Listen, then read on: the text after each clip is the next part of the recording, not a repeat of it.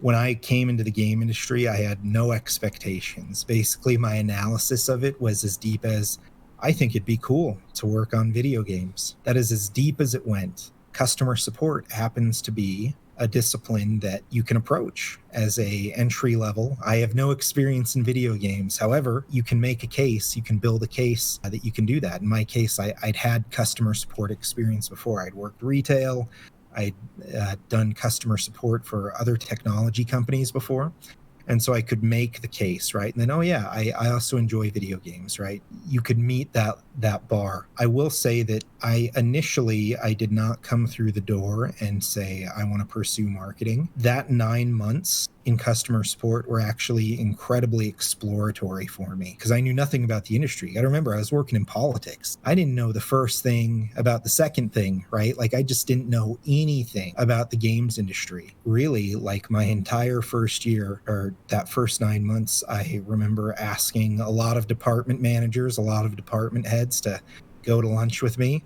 And I would just ravenously pick their brain and say, tell me about your job. What do you like about it? What do you hate about it? What do you actually do? I remember taking the head of our web department out to lunch and being like, hey, man, what do you do? Like, I don't understand what you actually do. And I was exploring, right? And I was trying to find because one thing I did realize is that I felt like I enjoyed being in customer support, but I think I reached a threshold where I wanted to engage working on games a little bit differently. Like I wanted to be part of how the sausage was made. If you look at the overall player experience, they're a part of that process, but I wanted to be involved in a discipline that, actually built something, built something in a more direct way. I have to be careful how I say this because I don't want to give the impression that customer support's contribution is incredibly valuable, but I recognized probably a couple months in that there's got to be, I need to explore more. This isn't the thing for me. And so I spent a lot of time chasing that down and exploring. And so it wasn't until probably 4 or 5 months into that process that I was able to connect with and start interacting with people on the marketing team at that time, asking them questions, talking with them, and it was something that I wanted to try. At one point, the director of marketing when I first started en masse was a gentleman by the name of Brian Koski. I remember I went to they posted a job posting and we were looking for a product marketing manager for Terra. I was like, all right, that's it. That's my shot. I'm going to do this thing. And I applied woefully, totally, completely, absolutely unqualified. There's in no way, shape, or form was I qualified for this role, but I applied. And then we hired another gentleman for that job. You remember him, JC, Jason Chuang, awesome guy. And I got to know him really well. But basically I talked to Brian about it, and Brian was awesome. And he's like, hey, we decided an external, he gave me the speech, external candidate was a better fit for the role, but he said, hey, keep raising your hand, right? Like just keep coming back to me, keep engaging with me. Keep raising your hand, and we'll see if we can make something work.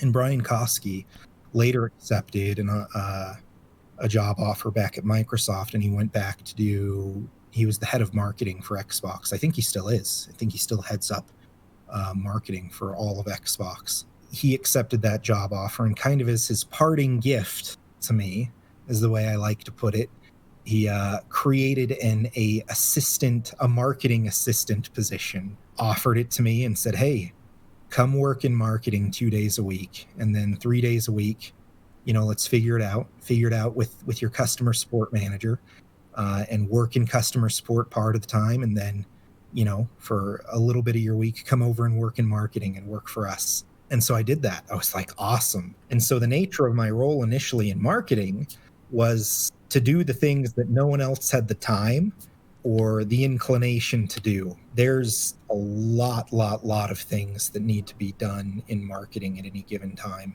Marketing is a discipline that sits at the intersection of so many distinct skill sets. If I'm the marketing manager at that time, I'm looking at everything that our team's responsible for. I'm trying to determine what can I give this person what can I train them to do? What can I trust them with? And you kind of have a Venn diagram. Where does that kind of work meet things that we don't have time for? And you can kind of carve up and offer someone like me a portion of that work to kind of cut my teeth. And of course, I'm going back constantly and asking the team, how do I do this? How do I do this? How do I do this? But they bit off on that, right? They said, we're going to invest in developing this person. And that's kind of how you get traction and you get going. And that's kind of how that happened. I owe a lot to that early marketing team, that they were willing to take on basically a new scrub and teach them the ropes. And I had some incredibly gracious mentors. Young Park is still my hero to this day. He was a pretty big part of the early EME marketing and also marketing for ZMR. And he was like infinitely patient with me. And I think he really empathized with me as someone who had no idea what they were doing and helping me get started. But really everyone on that team was great. With your newfound wisdom of 4 years being away, the industry's changed a lot. I remember at the time, Tonka and I were geeking out because prominent streamer Towley started streaming Terra. We were like, oh my God, this is insane. And it didn't seem like many people at the company even knew what Twitch was at the time. Tonka kind of rose through the ranks to take on some of our streaming, do some things. As you mentioned, him and Tree Shark would stream these marketing initiatives, these promotional pieces. And we've seen in the industry the rise of the influencer. And a lot of traditional marketing has kind of fallen away. World of Warcraft still paid a lot of money to do a Super Bowl spot. I went to TwitchCon a couple years ago. Final Fantasy, I think, had a giant ad on the train that would run from the hotels to the convention center. So you still see these things popping up. But you know how many people are watching television these days? Is the marketing spot important there? And then you're paying for these influencers, but now this has become a legit business. And I think the community is aware that you're paying for their time. Are they invested in it? Do they care about the product? And how much control do we have? Have you been keeping up with that? Do you have any insights on how it works?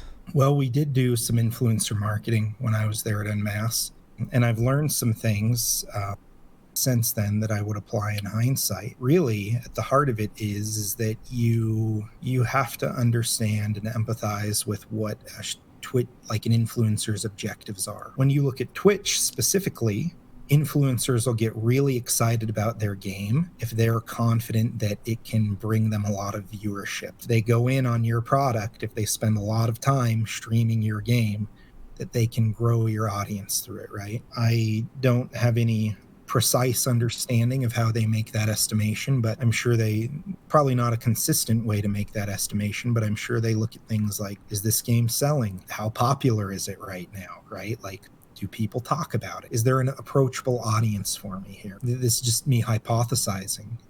But once you understand that puts you in a better position to work with those influencers. When you come to the table to them, for example, we could go to the table and say, hey, I remember one of the Twitch streamers that streamed us for a long time was Pocket. I don't know if you remember Pocket.